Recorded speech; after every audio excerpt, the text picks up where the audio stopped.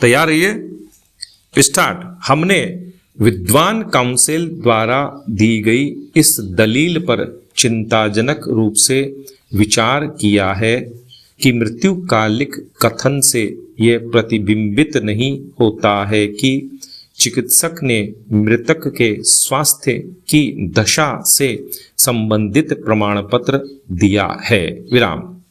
इस संबंध में हमारी राय में मृत्युकालिक कथन अभिलिखित किए जाने हेतु चिकित्सक द्वारा प्रमाण पत्र न दिए जाने से उसकी प्रामाणिकता प्रभावित नहीं होती है। विराम। इस संबंध में चिकित्सक द्वारा प्रमाण पत्र जारी किए जाने की आवश्यकता प्रज्ञा का एक नियम है, ताकि मृत्युकालिक कथन सभी संदेहास्पद परिस्थितियों से परे दूर रहे। विराम। यह विधि की सुस्थापित प्रतिपादना है कि जब ऐसे कथनों का संचयी रूप से पठन किया जाए तो यह प्रतीत होता हो कि ये कथन भाव की दृष्टि से स्पष्ट हैं और उनमें कोई कमी नहीं है। तब किसी सक्षम चिकित्सक द्वारा मृतक की मानसिक और शारीरिक दशा से संबंधित प्रमाण पत्र जारी न किए जाने की स्थिति में भी मृत्युकालिक कथन को स्वीकार न करने का कोई कारण नहीं हो सकता। विराम। आवश्यक यह है कि न्यायालय का यह समाधान होना चाहिए कि अभिलेख पर उपलब्ध सामग्री के आधार पर ही ऐसे मृत्युकालिक कथन का अवलंब लेना उचित है, भले ही उसके अभिलिखित किए जाने के संबंध में चिकित्सक द्वारा कोई प्रमाण पत्र जारी नहीं किया गया है। विराम। रामबाई बनाम छत्तीसगढ़ राज्य वाला मामला देखिए। विराम। पैरा।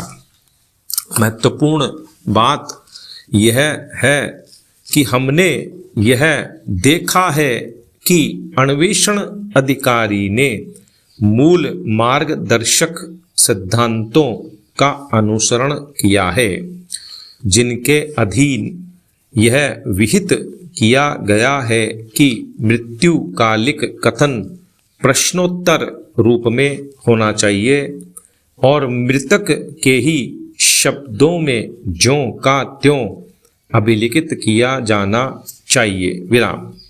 किसी भी भ्रांति से दूर रहने के लिए हम यह स्पष्ट कर देते हैं कि यदि किसी कारणवश मूल सिद्धांत का अनुसरण नहीं किया जा सका है, तब यह नहीं माना जा सकता है कि साक्ष्य की दृष्टि से उस मृत्युकालिक कथन का महत्व कम हो गया है। विराम। पैरा।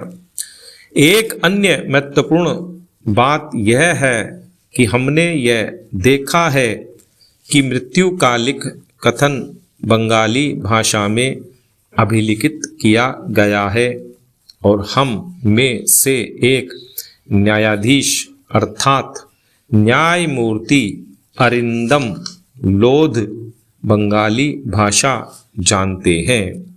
अतः यह स्पष्ट हो जाता है कि मृतका का कथन उसी प्रकार लिखा गया है जिस प्रकार उसने घटना का वर्णन किया है। विराम।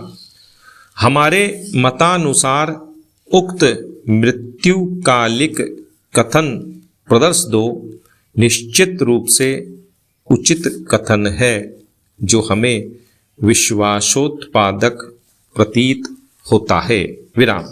तथापि हम यह स्पष्ट कर देते हैं कि विधि के अधीन यह अपेक्षित नहीं है कि मृत्युकालिक कथन सभी मामलों में मात्र इस कारण से खारिज कर देना चाहिए कि यह उन शब्दों में अभिलिखित नहीं किया गया है जिन शब्दों का प्रयोग मृतक द्वारा किया गया था। विराम। बाबानंद काकोती बनाम मेघालय राज्य वाला मामला देखिए। विराम। पैरा। यदि मृत्युकालिक कथन की सत्यता, शुद्धता और स्वेच्छा भाव को लेकर न्यायालय के मन में विश्वास पैदा होता है, तब मात्र ऐसे मृत्युकालिक कथन के आधार पर दोष सिद्धि की जा सकती है। विराम।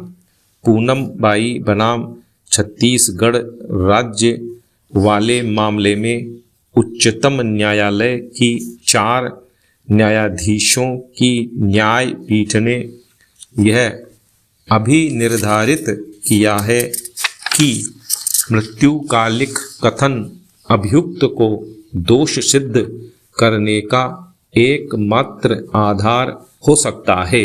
विराम। साथ ही मृत्युकालिक कथन मात्र इस आधार पर अविधि मान्य नहीं हो सकता कि यह चिकित्सक द्वारा प्रमाणित नहीं है। विराम। पैरा।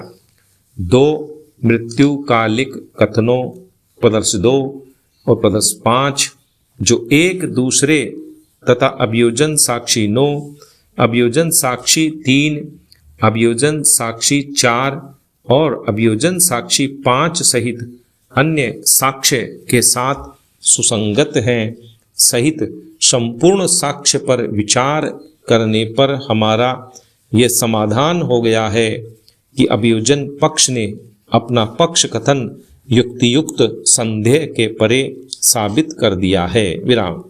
मृतका द्वारा उसकी माता लैला बेगम अभियोजन साक्षी 8 को दी गई सूचना से लेकर उसके द्वारा उसके पुत्र अभियोजन साक्षी 7 को सूचना मिलने और उसके आधार पर पुत्र द्वारा ग्राम के नेताओं के समक्ष शिकायत दर्ज कराने और इसके पश्चात अचानक मृतका की रसोई में अपीलार्थी के प्रवेश करने और मृतका को आग में जलाने तथा मृतका द्वारा पुलिस अधिकारी अभियोजन साक्षी 11 को शीघ्र ही मृत्युकालिक कथन प्रदर्श 5 दिए जाने और पश्चातवर्ती मृत्युकालिक कथन से साक्षियों के कथनों की पुष्टि होने जैसी परिस्थितियों की श्रृंखला संदेह के परे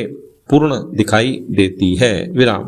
तदनुसार विद्वान सेशन न्यायाधीश ऊना कोटी न्यायिक जिला कैला शहर त्रिपुरा द्वारा विचरण मामला संख्या 36NT/K/2014 में पारित निर्णय और आदेश की पुष्टि की जाती है। विराम। पैरा।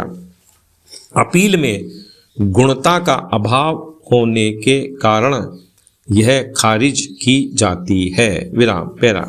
निचले न्यायालय का अभिलेख वापस भेजा जाता है। विराम। पैरा। अपील खारिज की गई। विराम।